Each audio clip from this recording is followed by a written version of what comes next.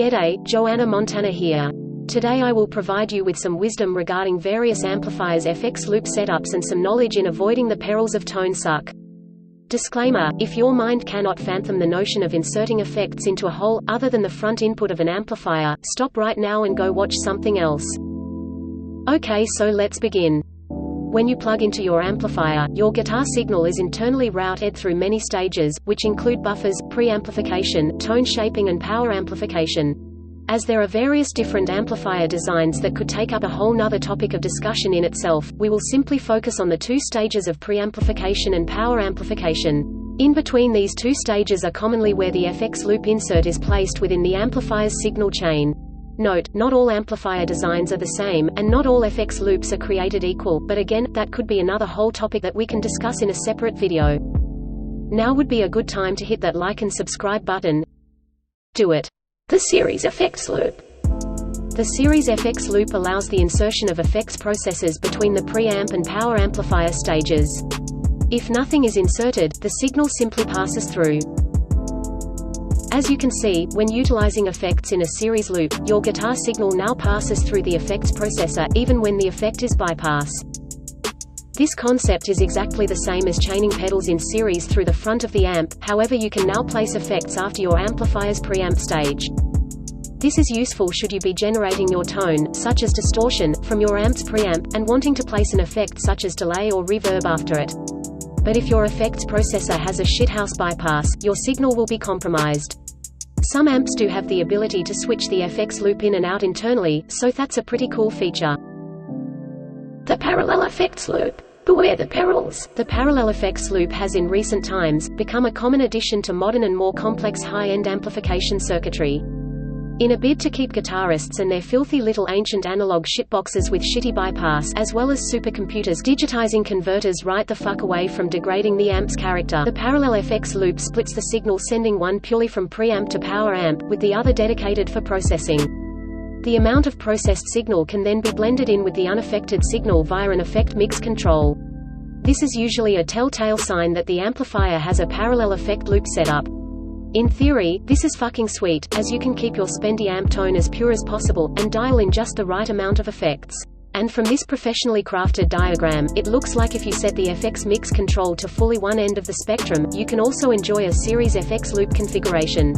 Unfortunately, most parallel FX loop designs fail to achieve the 100% series signal path and only get 99% there, and this is just one of the Achilles heel that may have you in tears. Conquering the parallel FX loop. Pay special attention, boys and girls, for tonal nirvana awaits. There are two key secrets in using an amplifier's parallel effects loop with an effects processor. The first key is, your effects processor, stomp box or rack unit must have the ability to be set at 100% wet. This means, the processor outputs only the wet affected signal.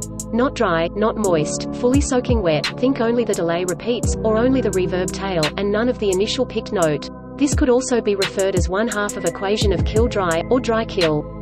Because this affected signal in the effects loop is being blended in with the pure unadulterated signal path via a mix control, if there is any hint of dry signal in the effects loop, which could have been digitally converted from analog to digital, then again from digital to analog, resulting in a microscopic time delay, or the design of the circuitry inverts the signal phase, or this clusterfuck of a moist affected signal and your amplifier's waveform decide to not mix well, the result is what the common folk refer to as tone suck.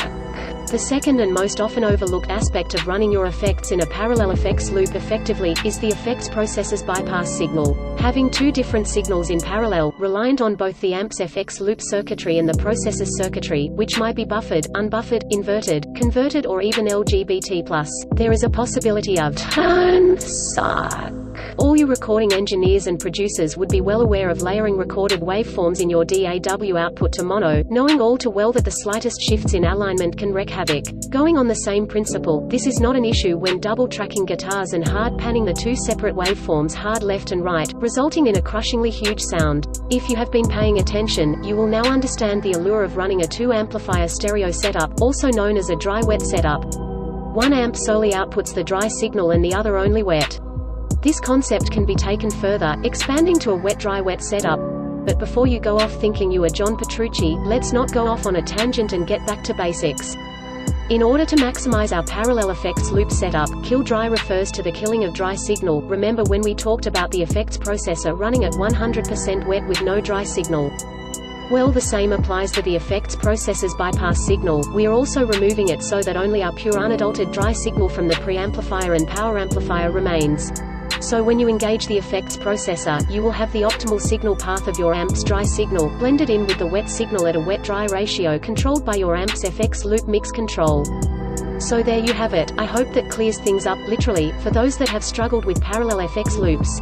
Whilst there are obvious pros and cons for running either a series or parallel FX loop setup, it all depends on what you are trying to achieve.